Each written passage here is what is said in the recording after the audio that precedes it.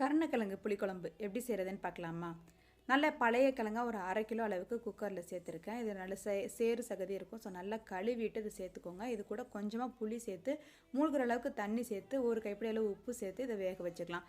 2 whistle வேக வச்சிங்கனாலே போதும், கரெக்டாக இருக்கும். இப்போ குழம்பு தாளிக்கிறதுக்கு ஒரு கடாயில் நல்லெண்ணெய் சேர்த்துக்கிறேன். நம்ம புளிக்குழம்பு செய்கிறதுனால நல்லெண்ணெய் சேர்க்கும்போது டேஸ்ட் நல்லாயிருக்கும்.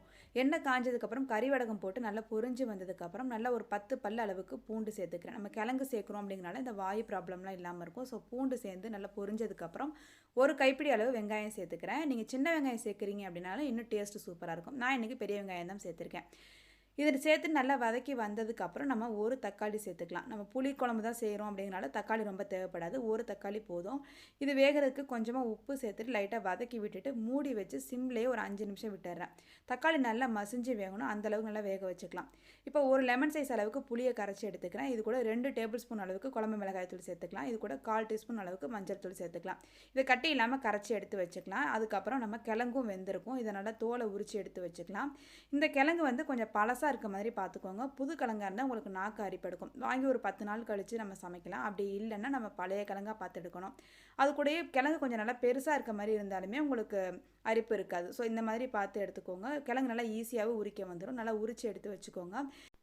இப்போ ஒரு பக்கம் தக்காளி நல்லா குழைய வெந்து வந்துருச்சு. இது கூட வந்து 1/2 டீஸ்பூன் அளவுக்கு காஷ்மீர் மிளகாய் தூள் கலருக்காக சேர்த்துக்கிறேன். ஏற்கனவே குழம்பு மிளகாய் தூள் உங்களுக்கு காரம் எல்லாமே இருக்கும். அதனால் கலருக்காக கொஞ்சமாக மிளகாய் தூள் மட்டும் சேர்த்துக்கலாம். சேர்த்துட்டு நல்லா எண்ணெய் பிரிஞ்சு வர அளவுக்கு ஒரு 2 நிமிஷம் நல்லா வதக்கிட்டு அதுக்கப்புறம் நம்ம கூட்டி வச்சிருக்க இந்த புளி தண்ணியை வந்து இது கூட சேர்த்துக்கலாம். சேர்த்துட்டு உங்களுக்கு தண்ணி தேவைப்படுற அளவுக்கு நீங்கள் கொஞ்சம் அட்ஜஸ்ட் பண்ணிக்கோங்க. அட்ஜஸ்ட் பண்ணிவிட்டு ஒரு 10 நிமிஷம் அப்படியே நல்லா கொதிக்கட்டும்.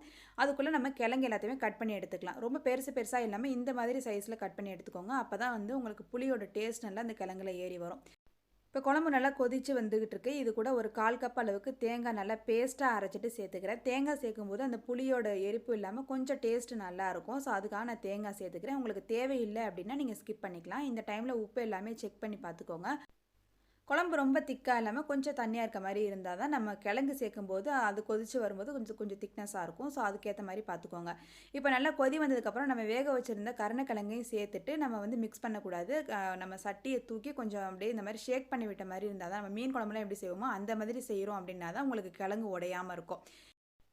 கிழங்கு சேர்த்துட்டு அப்படியே ஒரு 10 நிமிஷம் கொதிக்க விட்டுருங்க. லாஸ்ட்டாக கொஞ்சமாக மல்லி இலை தூவி இறக்கி வச்சுட்டோம் அப்படின்னா சூப்பரான கருணக்கிழங்கு புளிக்குழம்பு ரெடி ஆகிடுச்சு. லாஸ்ட்டாக இது கூட ஒரு தேங்காய் துவையல் கொஞ்சமாக அப்பளம் சேர்த்து நம்ம பரிமாறி பாருங்கள். சூப்பராக இருக்கும் கருணக்கிழங்கு புளிக்குழம்பு. ட்ரை பண்ணாதவங்க கண்டிப்பாக ட்ரை பண்ணி பாருங்கள். இந்த கிழங்கு கிடைச்சா கண்டிப்பாக வாங்கி செஞ்சு பாருங்கள். உடம்புக்கும் ரொம்ப நல்லது.